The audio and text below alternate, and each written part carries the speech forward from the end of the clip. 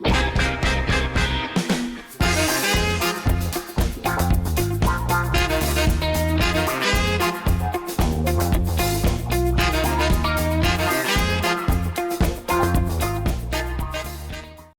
back to the channel, guys. Today we are making bread. I mean, this is something so popular in everybody's household, and there's really nothing better than making fresh bread at home. Fresh bread is really easy to make, and today I'm going to show you that technique. Let's get into it. So there's a few things that you need to make fresh bread at home. Some wheat flour, white, brown, it really doesn't matter. Yeast, this is very heat sensitive, so you have to watch when dealing with yeast. Some water, I have just over a cup of water, about 300 ml. It has to be room temperature water. As I mentioned, that yeast is very temperature sensitive, so any type of heat in that dish will mess it up. And salt, that is it. I mean, it doesn't get any simpler than this. Flour, yeast, water, and salt. This is going to be too nice. So first things first, 400 grams of wheat flour.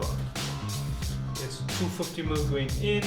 Okay, next is the yeast. Yeast, I mean, this is something that releases carbon dioxide, which makes the dough really expand when resting, as well as when it hits that oven. That temperature allows it to release carbon dioxide, making the dough rise and getting a beautiful loaf of bread. So let's throw in that yeast. So add in a quarter of a teaspoon of yeast. Give it a good stir. Next we're going to add in some kosher salt, just around 1.5 teaspoons of kosher salt. So that is 1 teaspoon and a half. Give it a good stir. And now your room temperature water, which is around 330 ml. Water in, and now give it a good mix. No need for any fancy machines here. I mean, this is really easy making bread at home. Get a bigger spoon and give it a good stir. Make sure you scrape all that flour off the bowl. Get all of the ingredients mixed. There is some lovely bubbles forming in this mixture. I mean, that is going to create that lovely holes inside that bread. All that air bubbles get trapped in. That carbon dioxide is going to release with that yeast. The yeast is really starting to do its work. So let's cling wrap it.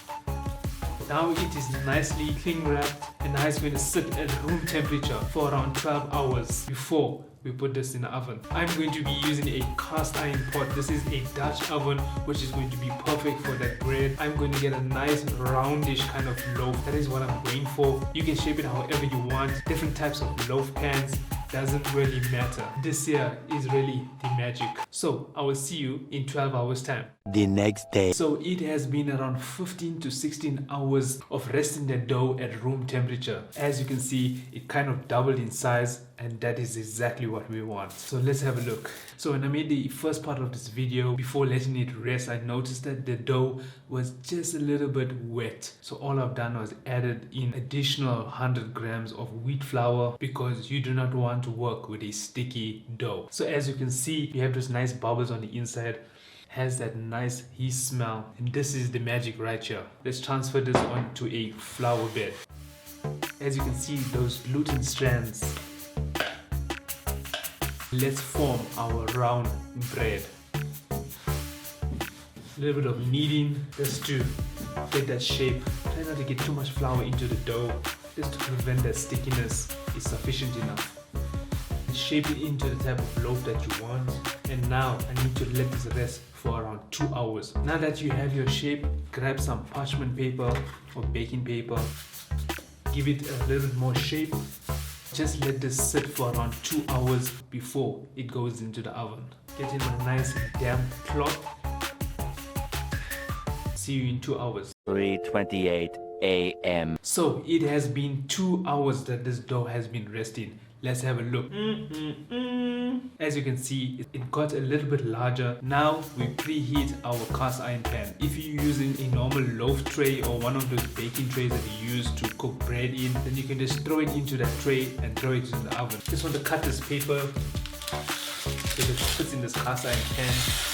Now you can also score your bread if you want it to look a little bit more fancy. Let's give it a small cut on the top here. Let's preheat this cast iron pan. So the oven is on at 200 degrees Celsius. Make sure it is preheated before you throw in the pan. To give it some extra moisture, just a few sprays on the top. and then halfway through that cooking time, I will remove the lid, give it another few sprays of water, and leave the lid off and let it continue baking until you have a nice golden brown bread. Pan is nice and hot. Nicely take your dough, and this is exactly what it will look like once it's in the cast iron pan. All I need to do now is just close the lid and throw this in the oven. A few minutes later. So the bread was taken out of the oven and I let it rest for at least an hour. So let's have a look at what we have right here. In French they call this a pain brie, which is a very basic bread with just wheat flour, salt, yeast and water. It is so good. So as you can see this picture right here, this was just after 30 minutes of baking, but I love my bread a little brown. So I turned the oven onto broiler mode and left that bread for additional 15 minutes just to get a little bit browning on the top, and it looks fantastic and it's also going to taste good. So let's cut this baby and see what we have here. Oh my god. There's lovely holes in the center. This gives you a good indication of that yeast, that gluten strands forming that perfectly fluffy center, and it is so soft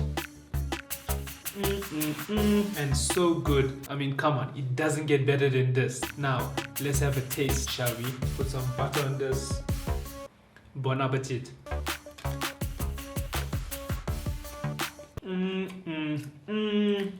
This is good, people. This is absolutely good. Throw on some beef pastrami.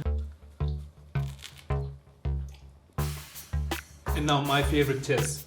Some beautiful olive oil and some awesome bread. Bon appetit. And that's what I call good homemade bread. Anyways, if you enjoyed this video, give it a thumbs up and don't forget to hit that subscribe button as well as the notification bell. On the next episode, we are making eggs Benedict. Yes, beautiful holiday sauce on poached eggs, and we're gonna serve that on some sourdough bread, so it's gonna be too nice. Anyways, I hope you enjoyed this video and I'll see you on the next one.